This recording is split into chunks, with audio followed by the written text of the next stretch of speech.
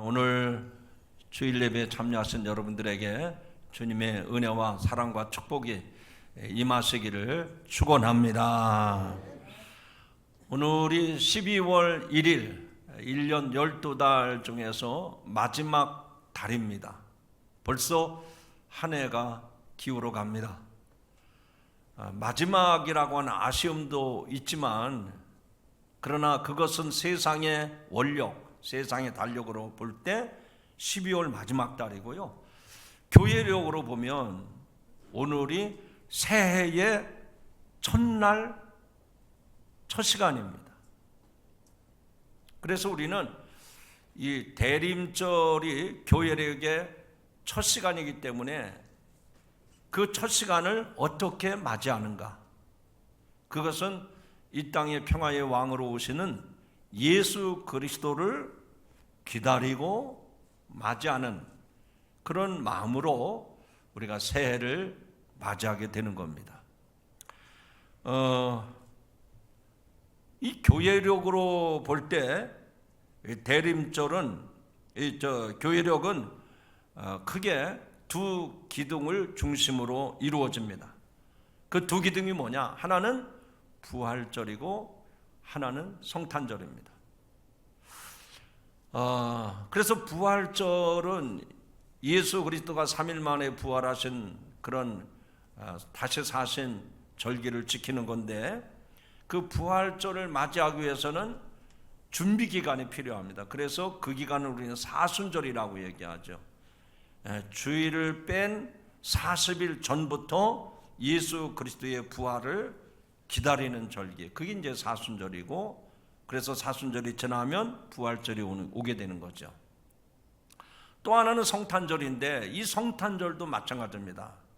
예수님의 탄생을 축하한다, 그러는 그거로만 끝나는 게 아니라 예수 그리스도가 이 땅의 왕으로 오심을 준비하며 기다리는 기간, 그게 바로 오늘부터 시작되는 대림절입니다. 그러니까 교회력으로 본 두 기둥이 있는데 하나는 부활절, 하나는 성탄절. 그런데 그 절기마다 미리 준비 기간이 있다. 부활절은 사순절 보내면서 기다리고, 성탄절은 대림절을 4주간 보내면서 아기 예수님의 오심을 기다리며 준비하는 기간으로 보내게 되는 겁니다. 특별히 대림절은 두 가지 초점에 맞추어서 우리가 맞이해야 합니다. 하나는 예수 그리스도의 탄생을 경축하는 성탄절을 준비하는 기간입니다. 어떤 사람은 꼭 이 성탄절만 되면 아기 예수님의 탄생에 대해서만 자꾸 부각시키고 그러는데 예수님은 이미 탄생하셨어요. 2000년 전에 저 유대 베들레헴 마구간에서 탄생하셨습니다. 우리는 아기 예수님의 탄생을 축하하는 게 아니라 그것을 기뻐하는 것이 아니고 이미 탄생하신 예수가 우리의 왕으로 오심을 준비하고 기다리는 절기로 이 대림절을 보내는 거죠. 또 하나는 이미 성육신하신 예수 그리스도가 하나님의 사랑과 은혜에 감사하고 그분을 왕으로, 내 삶의 왕으로 모시고 경배하는 것입니다. 그러므로 대림절은 우리가 주님을 기억하고 그분을 기다리고 그분을 맞이하는 이런 시간, 그래서 정말로 이 성탄절, 성탄절을 앞두고 대림절을 보내는 것은 우리의 마음가짐을 새롭게 하는 그런 결단의 시간으로 삼아야 할 줄로 믿습니다. 자, 오늘 하나님께서 주신 예레미야 33장 14절부터 16절 짧은 본문의 말씀이지만 이 말씀을 통해서 그날 그때에, 이런 제목으로 말씀을 드리고자 합니다. 한번 따라 합시다. 그날 그때에. 이제 제목이 시사하는 바가 있잖아요. 그날 그때에 어떤 일이 있느냐, 그것을 표현하는 말씀입니다. 자, 오늘 읽었던 본문 가운데 14절 말씀인데 화면 보시고 한번 크게 같이 읽어보시죠. 14절. 자, 크게 읽겠습니다. 시작. 여호와의 말씀이니라. 보라, 내가 이스라엘 집과 유다 집에 대하여 일러준 선한 말을 성취할 날이 이르리라. 아멘.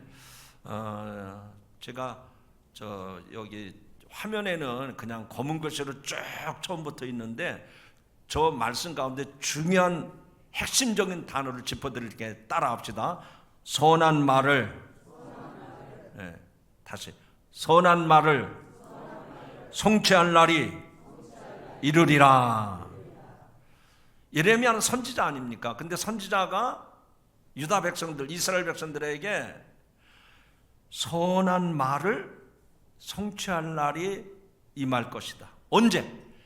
그날 그때에 하나님이 하신 그 선한 말을 성취할 날이 오리라 하는 얘기예요. 제가 한번 여러분 개개인에게 한번 여쭤보고 싶은데 마음속으로 한번 대답해 보시기 바랍니다. 정말 내가 지금까지 사는 날 동안에 사무치도록 기다려본 경험이 있습니까? 보너스 받는 날 기다려지죠. 복권 사는데 당첨될까 기다려본 적 있죠.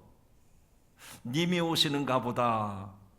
그리고 제노모 님이 오시는 그 길을 기다려본 적이 있으시죠. 그런데 그것은 그렇게 우리에게 감동이 되지 않습니다.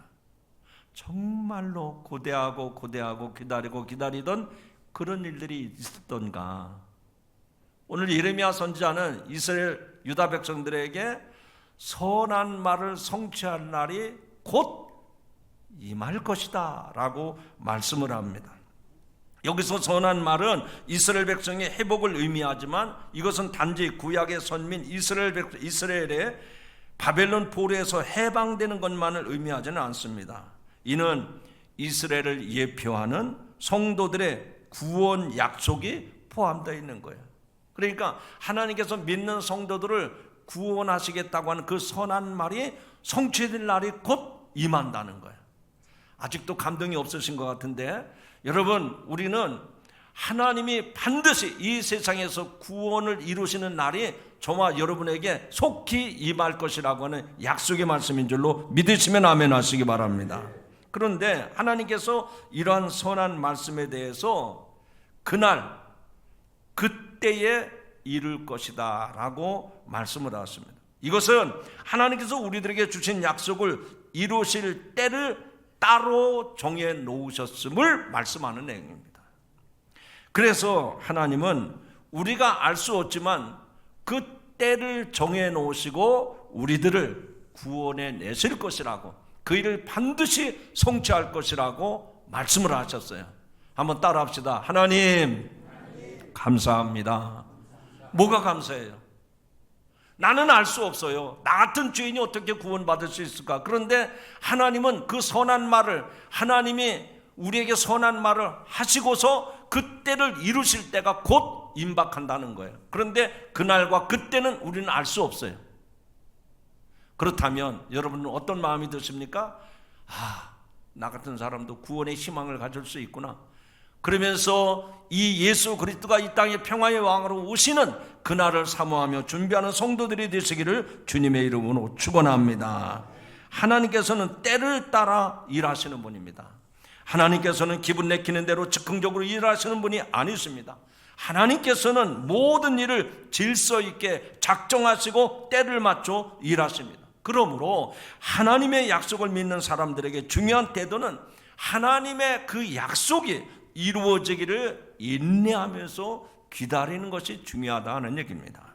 그러므로 하나님의 약속을 받은 사람들은 그 약속이 반드시 성취될 것을 믿고 믿음으로 인내하며 기다리기를 주님의 이름으로 축원합니다. 약속의 성취를 믿고 끝까지 기다리는 사람만이 그 약속이 성취가 될 것을 믿고 참여하게 될 줄로 믿습니다. 그러면 구체적으로 오늘 본문의 말씀을 통해서 그날 그때에 무슨 일이 일어날 것인가? 자, 첫 번째로 여기 15절에 보면 한 공의로운 가지가 나게 하리라 그랬습니다. 한번 따라 합시다. 공의로운 가지가 나게 하리라. 예, 그 15절 말씀인데 한번 같이 읽어보실까요? 자, 오늘 본문 15절입니다. 자, 크게 읽으시죠. 시작. 그날 그때에 내가 다윗에게서 한 공의로운 가지가 나게 하리니 그가 이 땅에 정의와 공의를 실행할 것이라. 아멘. 하나님이 예레미야를 통해서 이렇게 우리들에게 약속을 해 주신 것입니다. 이 말씀은 다윗의 자손으로 이 땅에 나실 만왕의 왕 예수 그리스도를 가리키는 말씀입니다. 특별히 이는 다윗의 언약을 염두에 두신 말씀입니다. 하나님께서 일찍이 사무엘하 7장 16절에서 다윗에게 언약하시기를 다윗의 왕위는 영원히 견고하게 하시겠다고 말씀을 하셨습니다. 내 집과 내 나라가 내 앞에서 영원히 보존되고 내 왕위가 영원히 견고하리라 하셨다 하라 라고 사무엘하 7장 16절에서 말씀을 이미 하셨습니다. 이러한 하나님의 언약을 감안할 때 유다가 바벨론에 의해 망하고 다윗의 왕조가 종말을 구하는 일이 이루어진 것은 참으로 이해하기 어려운 일이 아닐 수가 없습니다. 바벨론에 의해서 종말을 알린 다윗의 왕조는 몰락한 왕가입니다.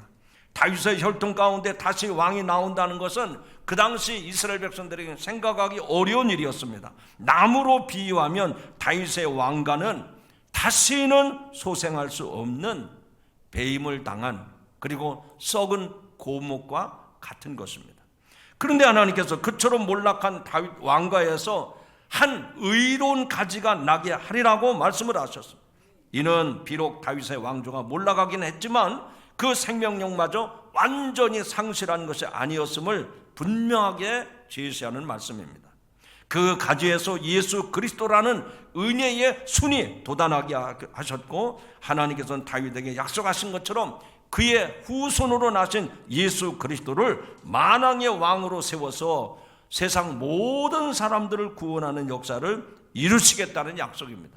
그러므로 예수 그리스도를 영원히 피하지 못할 왕위를 소개하시고 그를 통해서 영원한 영생의 나라인 천국을 굳건히 세우시는 것입니다. 이것이 하나님의 뜻이요 하나님의 계획입니다. 그러므로 우리들은 하나님의 구원을 소망하는 사람들이기에 그 소망이 큰 만큼 앞서 말씀드린 것처럼 이 세상에서 참고 인내할 수 있어야 됩니다. 그리고 소망을 해야 합니다. 하나님께서 약속하신 바를 그 하나님께서 정하신 때에 이루어질 것을 확실히 믿는 믿음을 가지고 우리의 소망이 헛되지 않도록 참고 인내하고 소망하는 여러분들이 되시길 주님의 이름으로 축원합니다. 축원합니다.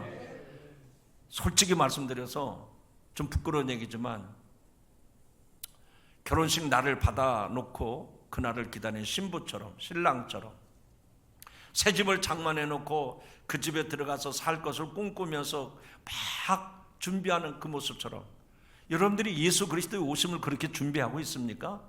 그렇게 소망하고 있느냐 말이죠. 정말 하루하루 시간마다 말씀을 묵상하면서 주님 이 땅의 평화의 왕으로 오시고 그날에 나를 구원해 주실 것을 내가 확실히 믿고 내가 이 약속을 믿고 참고 인내하며 내가 주님을 정말 소망하며 기다립니다. 그런 소망이 일어나기를 주님의 이름으로 축원합니다. 그렇게 소망하는 사람들에게는요 하나님께서 놀라운 은혜를 놀라운 선물을 허락하실 줄로 믿습니다. 여러분 생각해 보세요. 우리들이 생각한 대로 우리가 계획한 대로 모든 일이 이루어지는 것은 그게 기적이 아니에요. 왜? 그건 당연한 일이거든요. 그런데 내가 계획한 적이 없어요. 내가 생각해 본 적이 없어요. 내가 그렇게 되리라 꿈꿔본 적도 없어요. 그런데 놀라운 역사가 일어납니다. 정말로 기기묘묘한 일들이는 그게 뭘까요? 그렇습니다. 지옥 가야 될 사람들을 하나님께서 천국으로 보내시는 거예요. 그와 같은 놀라운 구원의 역사가 이번 예수 그리스도의 오심을 기다리며 소망하는 대림절 가운데 여러분에게 나타나기를 주님의 이름으로 축원합니다. 두 번째는 그날 그때에 무슨 일이 일어날 것인가 정말 궁금하잖아요.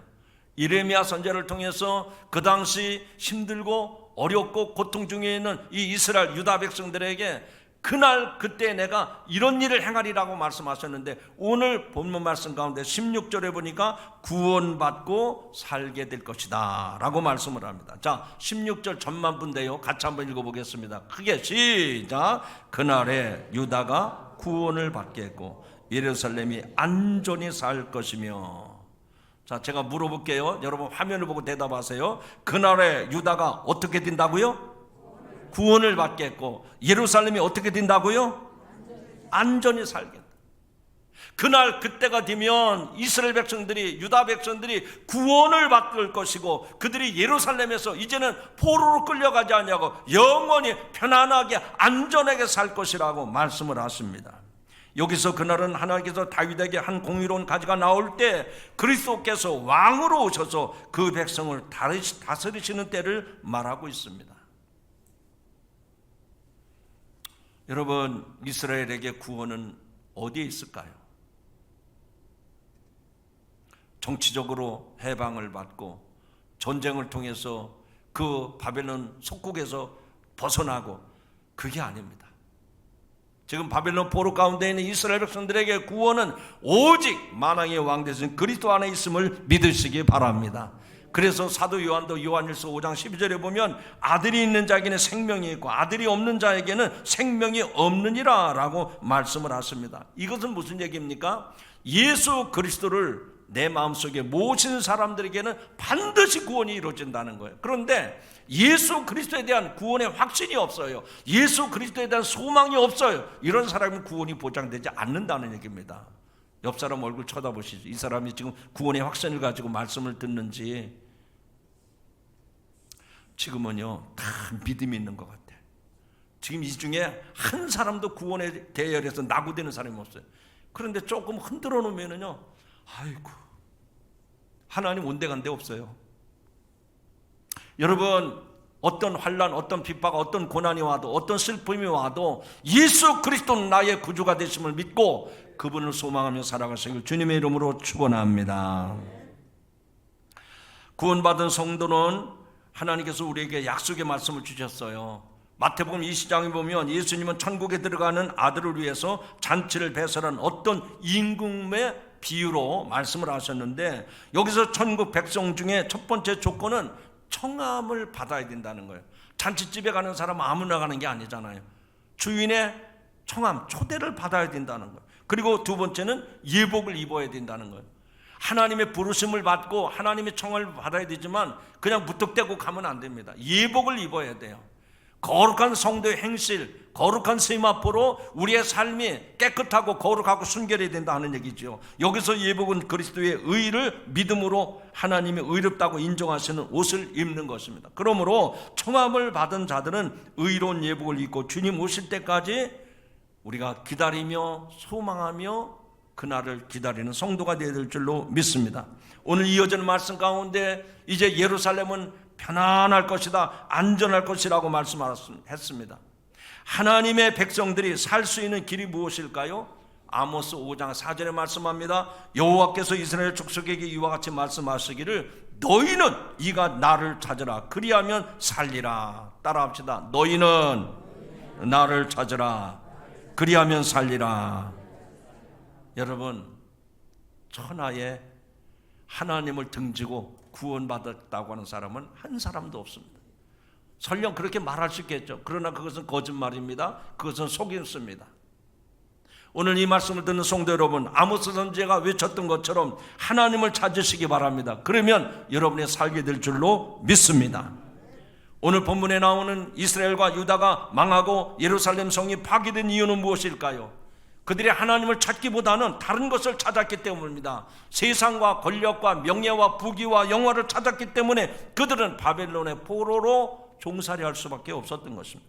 그러므로 마음을 쏟고 회개하며 살아계신 하나님을 찾는다면 반드시 주님 오시는 그날에 왕 되신 우리 주 예수 그리스도를 만나게 되고 그분을 통해서 구원에 이르게 될 줄로 믿습니다.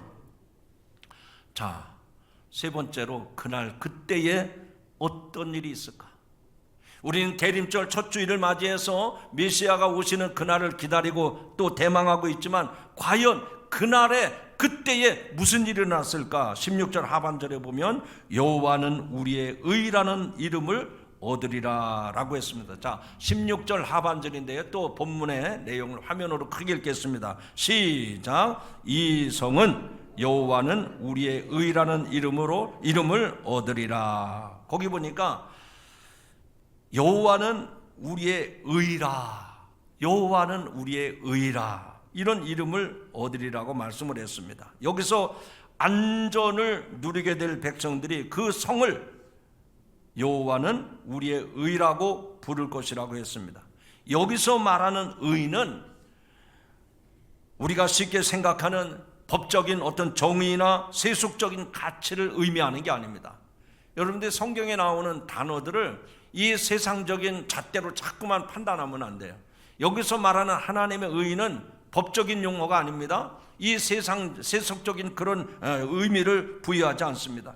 그 의는 하나님 나라를 세우는 대들보같이 일체의 왜곡됨이나 뒤틀림이 없이 하나님의 나라가 반드시 이루어지는 그 온전한 모습을 의라고 표현을 한 거예요. 왜 이처럼 여호와는 우리의 의라고 부르게 되었을까요? 그것은 우선 그가 즉 우리의 왕으로 오시는 분이 의로운 왕이기 때문입니다. 죄로 완연한 그리고 죄로 가득했던 구약의 왕들에 비해서 하나님께서 다시 세우실 한 왕이 있는데 그가 메시아인데 그가 곧 우리의 구주 예수 그리스도라는 얘기입니다. 그가 하나님의 나라를 이 땅에 세우실 텐데 반드시 이루어질 것이고 그 하나님의 나라는 세속적인 그런 가치나 기준이 아니라 하나님의 공의로 하나님의 정의로 세우시는 나라가 이 땅에 천국이 하나님 나라가 이 땅에 이루어진다는 얘기입니다. 여러분 믿음 생활을 어디에다가 기준을 두고 신앙생활 합니까? 여러분의 신앙이 어디에다 기준을 두고 살아가느냐 하는 얘기입니다. 내가 예수 믿고 부자 되고 예수 믿고 자식들이 잘 되고 예수 믿고 돈 많이 벌고 그거는 세속적인 일반 세상 사람들이 추구하는 목표입니다. 그게 꼴이에요. 그러나 예수 믿는 성도들은 내가 예수 그리스도를 왕으로 모시면서 그분의 나라가 그분이 통치하시는 나라가 내 마음속에 내 가정 속에 내 삶 속에 그대로 이루어지는 것, 이것이 우리의 신앙의 목표요 꼴인 줄로 믿으시면 아멘 하시기 바랍니다. 그래서 주님이 가르쳐 주신 기도, 하나님 나라가 이 땅에 이루어지기를 우리가 기도하는 것 아니겠습니까? 사랑하는 성도 여러분, 그리스도가 이처럼 우리의 의라고 불리는 것은 다만 완전히 의롭기 때문만이 아닙니다. 그것은 바로 그의 통치를 받는 백성들로 하여금 하나님으로부터 의롭다함을 받고 그 백성들이 다 구원에 이르기 때문에 그래서 우리는 하나님의 의를 이야기하게 되는 것입니다. 한 의로운 행동, 즉 정의와 공의로 행할 것은 바로 그리스도께서 그의 양무리들의 죄를 사하시기 위해서 그들을 대신하여 돌아가시는 것을 말합니다. 참으로 그리스도께서 아무런 죄와 허물도 없으셨지만 자기의 사랑하는 백성들을 위해서 죄에서 구원하시기 위해서 자기의 목숨을 아끼지 아니하시고 십자가에 내어 놓으셨던 것입니다. 이처럼 예수 그리스도는 의로운 분이십니다.